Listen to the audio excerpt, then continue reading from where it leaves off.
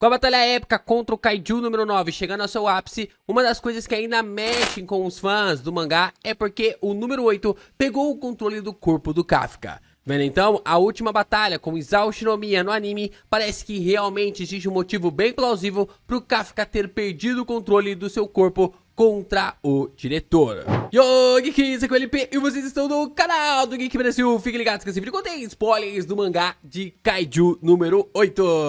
Sim, pessoal, vamos então aqui conversar, teorizar por que o Kafka perdeu o controle do seu corpo para o Kaiju número 8 e se isso pode se repetir na batalha contra o Kaiju número 9. Estamos entrando no ápice do combate entre ali o Kafka e o Kaiju número 9, agora com a entrada da Mina, lado a lado, os dois personagens, tanto o Kafka quanto também a Mina. E agora vamos discutir se existe essa possibilidade para o Kaiju número 8 tomar o controle do corpo do Kafka e colocar alguns personagens ali em perigo. A gente vai conversar sobre isso logo depois de você deixar o seu like, se inscrever aqui no canal, compartilhar esse vídeo com os seus amigos. É muito importante você se inscrever aqui no canal do Geek Brasil e continuar reagindo aos nossos conteúdos. Somente dessa forma o YouTube vai continuar também divulgando os nossos vídeos por aí. E se você vai começar a completar a sua coleção de mangás de Kaiju número 8,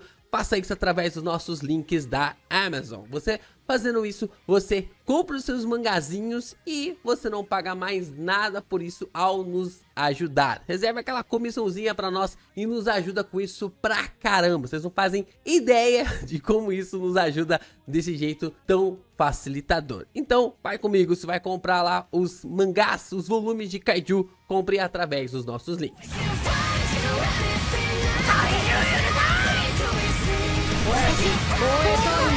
Como vimos no último capítulo de Kaiju 109, Kafka finalmente está lutando lado a lado com Mina contra o Kaiju número 9. Foi um momento bem emocionante ali do capítulo 109 de Kaiju número 8.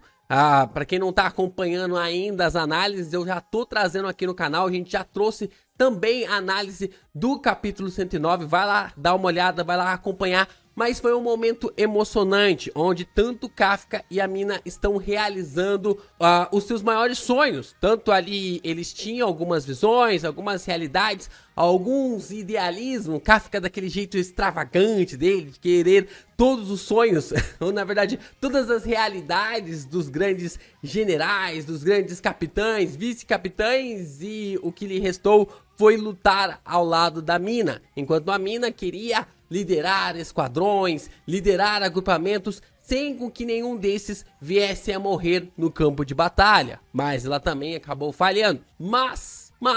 Porém, o que os dois se agarraram é no propósito, na ideia de que deveriam continuar indo em frente até conseguir bater o objetivo, cumprir o objetivo de lutarem lado a lado. Isso é muito interessante para mostrar todo esse desenvolvimento dos personagens e a forma como o Kafka agora vai estar lutando contra a Mina através ali do combate contra o Kaiju número 9. Esse no mangá nós estamos tendo esse combate avassalador. No anime, meus amigos, no anime nós simplesmente tivemos o melhor episódio de Kaiju número 8 até agora. Tendo ali animado, tendo um dos momentos mais bem animados através de um dos grandes animadores de Black Clover, olha só.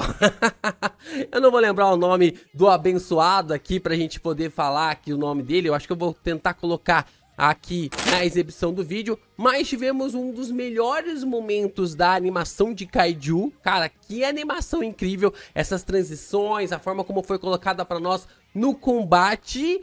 E nós podemos ver ali o Kafka lutando contra o Isao em todo o seu massacre. Porque o Isao passou o trator em cima do Kafka.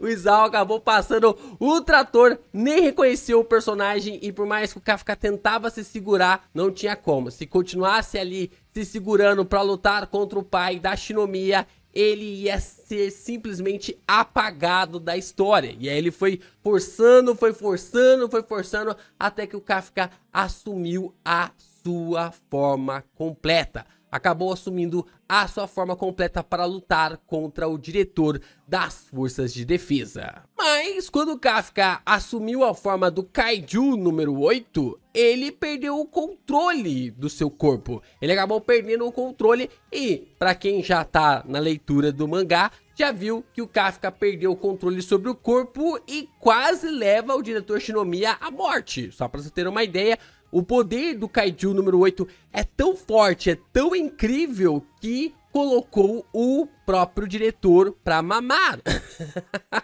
Colocou o diretor realmente numa situação muito precária no combate. E se o Kafka não tivesse parado o Kaiju número 8, ele seria totalmente derrotado. O pai da Shinomiya seria completamente derrotado e não teria volta.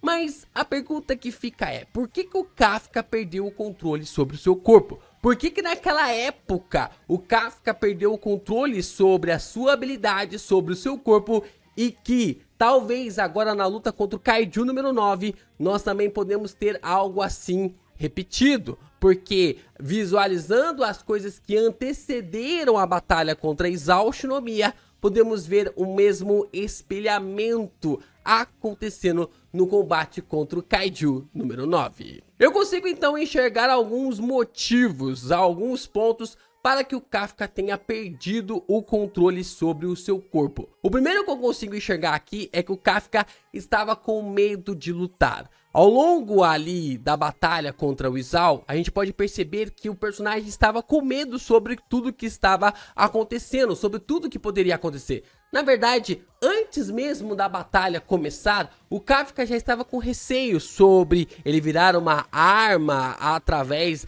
das mãos dos soldados de defesa, ao mesmo tempo sobre a forma como ele ficou ali sendo investigado, sendo pesquisado, sendo ali colocado em uma situação muito precária. O Kafka estava quase em seu limite quando o diretor Isao apareceu. E isso pode ter sido algo suficiente para fazer com que o Kaiju número 8 tomasse o controle do corpo. Mas é claro que eu acredito que não é a única coisa, porque também o Kafka não queria lutar contra o Isao. Ele, que era o diretor e provavelmente o grande herói do Kafka, porque é uma coisa que eu sinto falta de ser abordado, provavelmente não foi abordado assim tanto na trama e provavelmente deveria ter sido abordado, é que o Isao Shinomiya, ele deveria ter uma figura meio que heróica, tanto para o Kafka quanto também para a Mina, já que eles queriam se tornar soldados, se eles queriam se tornar ali soldados da força de defesa, provavelmente eles deveriam admirar alguém. Então, eles deveriam ter alguma espécie de admiração pelo Isao Shinomiya,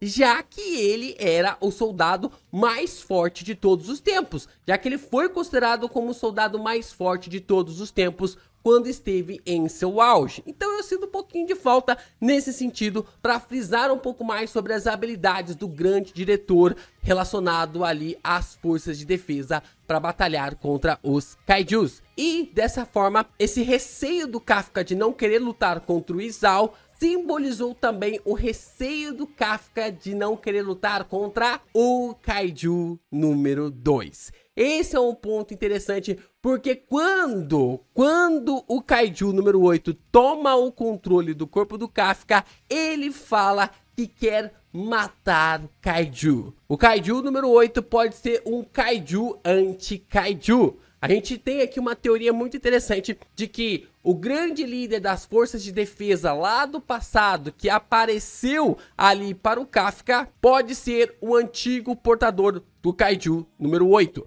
O Kaiju número 8 fala que esteve procurando pelo Kafka por um bom tempo, por um bom momento. E dessa forma, como o Kafka se recusou a lutar contra o Isao, automaticamente ele se recusou a lutar contra um Kaiju. E assim, o Kaiju número 8 tomou o controle do corpo do Kafka, porque acima de tudo, ele precisa eliminar os Kaiju. É uma forma muito interessante de você prestar atenção, de a gente observar ali durante o capítulo, que o Kaiju número 8, ele diz para o Kafka a seguinte parte, né, de que é eliminar Kaiju, eliminar Kaiju. Ele fica repetindo isso, né, de querer eliminar toda hora os Kaiju. E isso é muito interessante porque se ele fica automático, se ele fica no modo automático para desligar ou para simplesmente fazer com que os kaijus sejam eliminados, cara, tá muito na cara que ele é um kaiju anti-kaiju, que ele é um kaiju anti-monstros e basicamente ele foi criado, ou ele foi feito, ou ele foi ali humanizado, ou ele foi pragmatizado para ter essa espécie de habilidade ou característica para eliminar os demais kaijus. E dessa forma eu tô muito interessado em saber como isso vai acarretar em mais coisas para o Kafka, porque como nós vimos na batalha contra o Visal, nós observamos um poder muito grande aparecendo para o Kaiju número 8. Um poder tão grande que foi capaz de varrer as habilidades do Kaiju número 2, sendo utilizados ali pelo maior soldado da força de defesa de todos os tempos. Claro que o Isao não tá mais no seu auge, o Narumi já acabou passando ele nesses momentos, né, nesses últimos anos, mas mesmo assim já é uma habilidade completamente maluca. É a soma do Kaiju número 2 somando ali, tendo as habilidades do Isao Shinomiya, e mesmo assim o Kaiju número 8 conseguiu lhe atropelar. E desta forma, observando essa situação, será que agora, lutando ali ao lado da Mina, lutando ali no combate com a Mina contra o Kaiju número 9, será que o Kafka pode ser afetado? Será que ele pode ser afetado da mesma forma como ele foi na batalha contra o Isao Shinomiya? Trazer o Kaiju número 8 para lhe controlar caso a Mina seja ferida gravemente? Esse é um ponto bem interessante para a gente frisar, porque eu não acredito que ao findar da batalha contra o Kaiju número 9, teremos o encerramento de Kaiju número 8. Mas alguma coisa ainda pode acarretar para que os dois entrem ali em um certo tipo de desespero. Principalmente no caso do Kafka,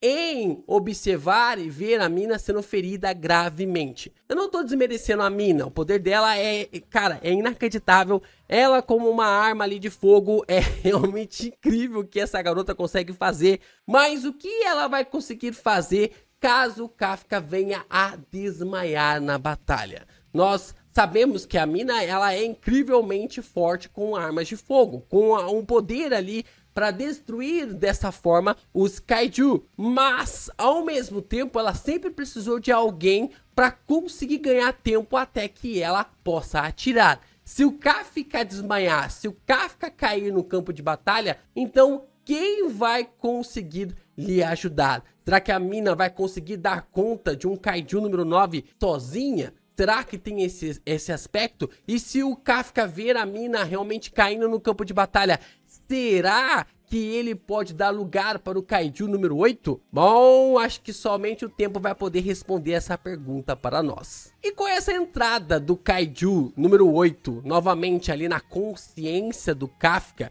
podemos ver algo meio como o que acontece com o Soshiro e também com o Kaiju número 10. Nós podemos observar isso rolando no campo de batalha, principalmente nos últimos capítulos, com essa consciência compartilhada, né? Quando o Soshiro tá conversando com o Kaiju número 10, para eles entenderem melhor as habilidades e também os poderes dos seus adversários. Mas ao mesmo tempo parece que o Kaiju número 8, ele é meio ensandecido, ele só quer eliminar Kaijus, ele ligou ali no automático e não teve ali uma conversa muito própria com o Kafka. E quando teve essa conversa, quando o Kafka tentou reagir, o Kaiju número 8 tentou lhe eliminar dentro da sua mente, tentou eliminar ele ali de uma forma realmente muito coesa. É claro que ele acabou eliminando o Kafka, mas mesmo assim o personagem acabou tomando o controle do corpo novamente. Então eu fico meio que intrigado para saber se essa consciência do Kaiju número 8 é uma consciência meio fissurada apenas a eliminar Kaijus,